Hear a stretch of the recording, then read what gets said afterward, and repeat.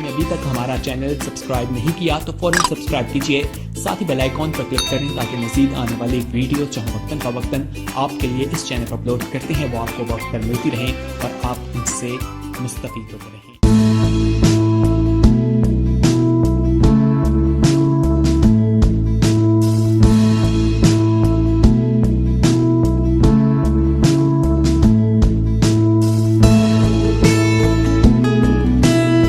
चौथा कलमा हम बाइबल की तलावत के लिए मत्ती रसूल की अंजील उसका 27 बाब और उसकी 45 और 46वीं आयत पढ़ेंगे।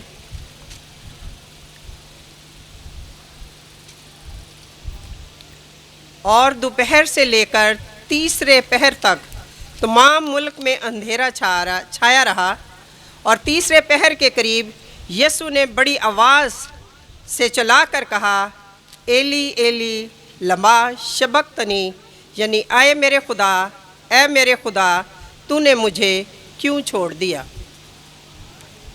अभी बाइबल मुक़द्दस में से 2 आयात की तलावत की गई है। ये आयात बड़ी खूबसूरत है। यीशु मसीह ने सलीब पर 7 कलमे बोले। 7 कलमात में हमें बड़े खूबसूरत और वसी मौजू मिलते हैं जो हमारे लिए जौहरात से कम नहीं। चौथे कलमे में भी हमें काफ़ी मौजू मिलते हैं, यानी कफ़ारा की बात के बारे में, फ़िदिया के बारे में, इफ्ज़ी होने के बारे में, मोहब्बत के बारे में और मलाप के बारे में मौजू मिलते हैं। अगर सलीब की बात की जाए तो सलीब को क्रिश्चियनिटी के अंदर मरकज़ियत हासिल है, बल्कि सलीब क्रिश्चियनिटी की बुनियाद और सेंटर पॉइंट है। और अगर इसको निकाल दिया जाए तो फिर निजात के लिए परेशानी बन जाती है। ये कलमा जब यीशु मसीह ने बोला तो उस वक्त सारे मुल्क में अंधेरा छाया हुआ था और ये अंधेरा 3 घंटे तक रहा। पहले 3 कलमात यीशु मसीह ने रोशनी में कहे और इन कलमात में उन्होंने दूसरों के लिए कुछ ना कुछ कहा, मगर बाकी के 4 कलमात यीशु मसीह ने अपनी ज़ात के लिए बोले। चौथा कलमा दरमियान में आता है। तो अजीज़ों, यीशु मसीह भी हमारा दरमियानी बनकर दुनिया में आया और हमारा मिलाप खुदा से कराया। इस कलमे को एहसासे तन्हाई का कलमा और इसको कफ़ारे का कलमा भी कहा जाता है। चौथा कलमा खुदा से एक सवाल की नौयत को पेश करता है।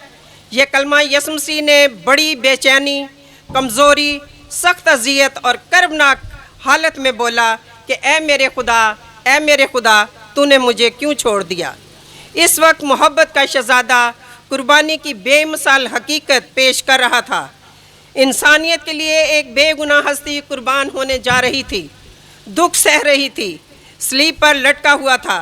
सलीब की सज़ा सिर्फ मुजरमों, बदकारों और डाकुओं के लिए थी,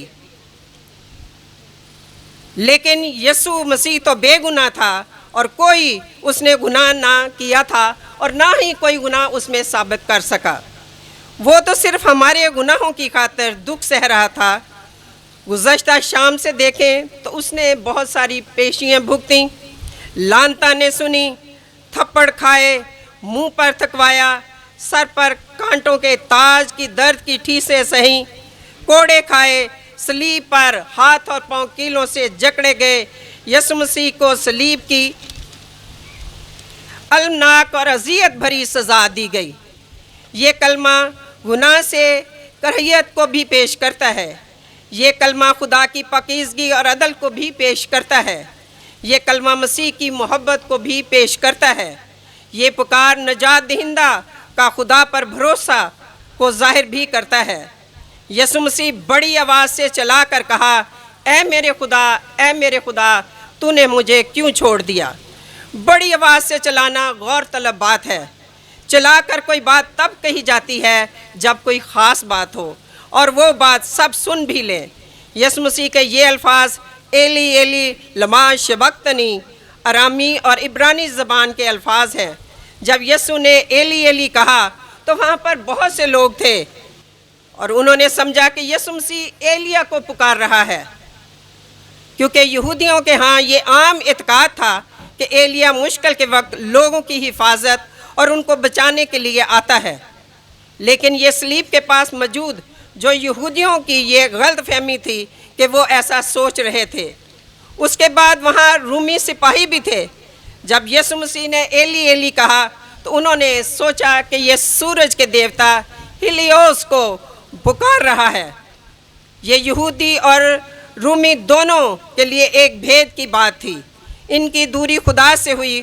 خدا نے حکم دیا آدم اور حوا کو کہ یہ پھل نہ کھانا، اور آدم اور حوا کے گناہ کے سبب سے خدا سے دوری ہوئی اور انہوں نے خداوند کی نافرمانی کی، جس کی سزا ان کو ملی، کیونکہ خداوند پاک ہے اور وہ بدی کو دیکھ نہیں سکتا. جیسے بائبل مقدس میں مرقوم ہے، حبقوق کی کتاب پہلا باب 13ویں آیت میں لکھا ہے کہ تیری آنکھیں ایسی پاک ہیں کہ تو بدی کو دیکھ نہیں سکتا. پھر رومیوں 3:23 میں بھی لکھا ہے کہ گناہ کی مزدوری موت ہے. گناہ اور پاک خدا کا کیسے ملاپ ہو سکتا ہے؟ مسیح جو خدا باپ کی کامل ابدی رفاقت میں تھا، ہمارے گناہ کی وجہ سے جدائی برداشت کر رہا تھا. خدا نے اپنا چہرہ چھپایا اور اسے تھوڑی دیر کے لیے چھوڑ دیا تاکہ ہمارا ملاپ ہو جائے. اس وجہ سے یسوع چلا اٹھا کہ اے میرے خدا تو نے مجھے کیوں چھوڑ دیا. یہ جدائی سب سے بڑا غم تھا، کیونکہ خداوند ابدیت سے ہی باپ کے ساتھ رفاقت میں تھا. وہ کبھی بھی الگ نہیں ہوئے تھے. یسوع مسیح گناہ کو سہنے کے لیے چھوڑا گیا. پہلے کلمے میں یسوع نے کہا اے باپ ان کو معاف کر. یہاں اس نے کہا اے میرے خدا. پہلے کلمے میں باپ اور بیٹے کا تعلق تھا، لیکن یہاں ایک انسان اور ایک نمائندہ کا تعلق ہے. یسوع مسیح ابن آدم ہے، وہ تمام انسانوں کا نمائندہ ہے. وہ ان کے مشابہ ہوا اور ان پر گناہ لادے گئے. یہاں خدا عادل بھی ہے اور اس نے اپنی محبت میں اپنے بیٹے کو قربان ہونے دیا. اس نے ہمیں سزا نہیں دی بلکہ عوضی کے طور پر اپنے بیٹے کو سزا دی. عدل کا تقاضا گناہ کو سزا دینا ہے. خدا نے اپنے بیٹے کو پوری سزا دی. یہاں اس کے عدل کا تقاضا پورا ہوا. خدا نے اس کو سزا کے لیے گنہگاروں کے ساتھ ان کے ہاتھ میں چھوڑ دیا. یہاں باپ اور بیٹے کا معاملہ نہیں، یہاں عادل خدا اور گنہگار انسان کا واسطہ ہے. اس لیے یسوع نے باپ کی جگہ خدا کا لفظ استعمال کیا.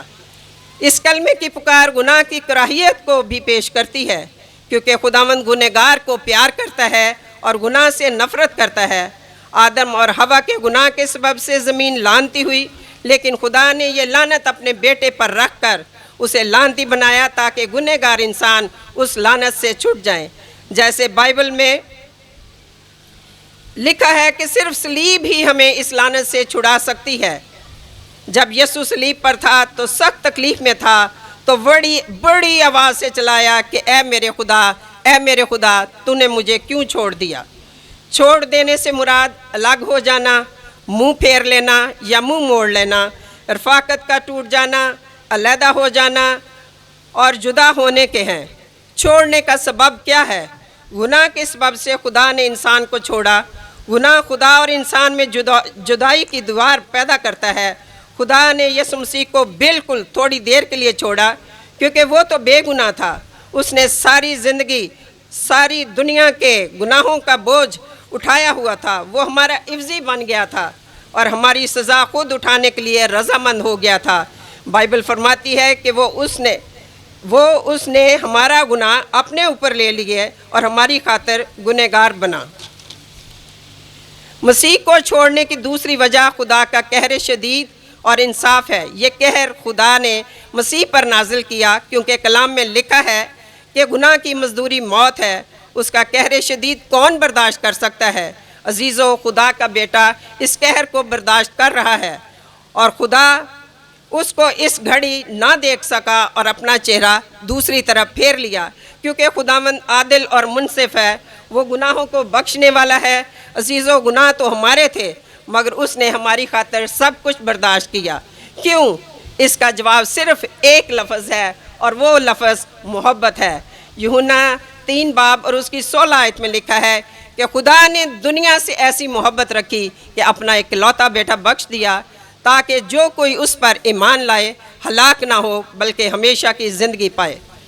خداوند یسوع مسیح ہم سے محبت کرتا ہے، کیونکہ کوئی دوسرا آدمی نہیں جو हमसे इतनी मोहब्बत करे कि अपनी जान का फिदिया दे। यूहन्ना 15:13 आयत में लिखा है कि इससे ज़्यादा कोई मोहब्बत नहीं कर सकता कि अपनी जान अपने दोस्तों की खातर दे दे। ये मोहब्बत का अमली सबूत है, क्योंकि मोहब्बत कुर्बानी चाहती है। उसने अपनी जान की कुर्बानी देकर अपनी मोहब्बत का इजहार किया है।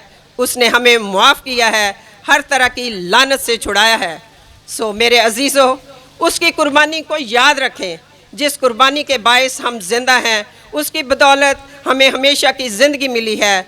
सो कभी भी दुख हो, मुसीबत हो, आजमाइश हो, परेशानी हो, तो फ़क्त खुदावंद को पुकारें और उससे दुआ करें, उससे मदद मांगें, क्योंकि वो हर वक्त आपकी मदद करने के लिए तैयार है।